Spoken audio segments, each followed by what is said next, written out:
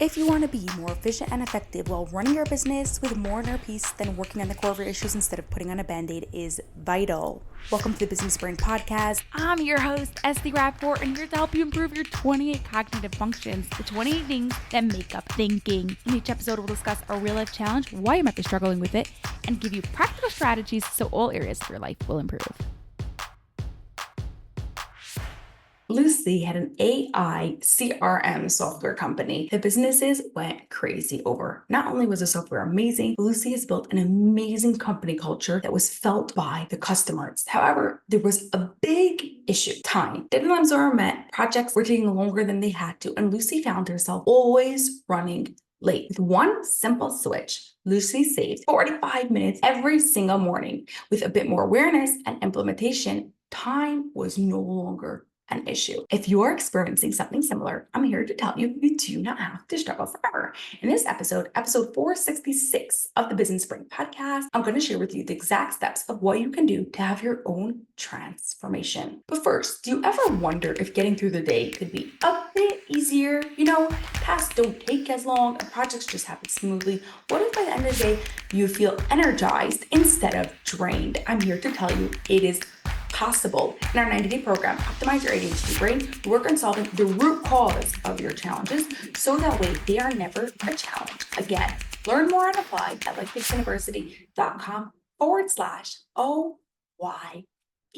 While you are doing any task, you, without even realizing it, are using your 28 thinking skills. Where the thinking skills you need to use are strong, doing the task is easy. The thinking skill you need to use is weak, doing the task will be a challenge. The struggle that Lucy had came from a weak thinking skill of understanding time.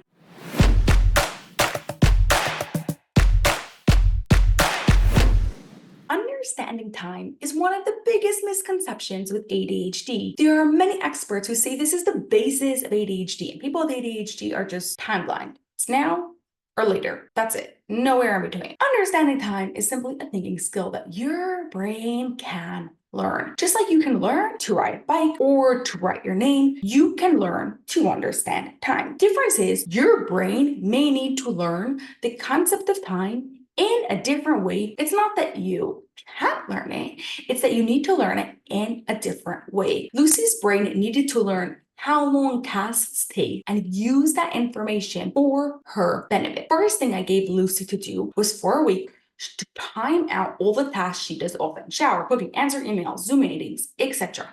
By the end of the week, she had an average of how long each task took, and it also showed her brain to say what, let's say, 20 minutes looked like. With this information and skill, she can now move on to the next step. Every day before she went home, Lucy would plan out the next day. She used the information of how long tasks takes when planning her day. So when she's planning work that can actually be done in a day and go home feeling like her plan worked instead of feeling like she just had this long to-do list left. Previously, she would have just given herself 7 projects to work on. But now if she knew 2 of those projects each took 4 hours, it would be unrealistic to think she would get all those 7 projects done. Because her brain now knew how long tasks takes, it also put her in a position to prioritize and force herself to focus on the tasks that need the most attention. Very nice we have 7 projects to work on, and very nice they may each take between 2 to 4 hours of work today. However, which one of these are most important, and I'm going to make sure I'm going to get done. It's not that I can just get it done later, because now I see how long each of these projects take. Also, when she's creating deadlines with her team or with her clients, she no longer threw out unrealistic dates. Instead, she took a few moments to look at what was on her plate, what everyone else had to do, how long the task would take, and use that information to create a realistic timeline that worked for everyone. This way, her team could actually meet the deadlines. She didn't get frustrated that things weren't going as fast as she wanted, and her clients were happy that now their deadlines were getting met. Also, can I mention that she planned her day at home, so when she woke up in the morning, she knew exactly what was happening and managed to save a full 45 minutes each morning.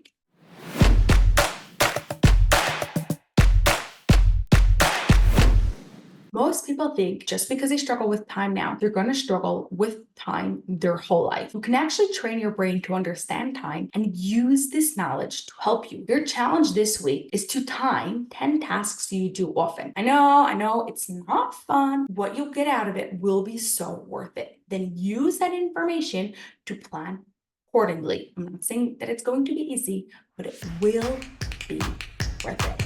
That's all for this episode of the Business Brain Podcast. If you enjoyed it, please share it with 2 of your business friends so they too can gain from it, and you'll be helping us reach our goal of 1 million downloads by the end of 2025.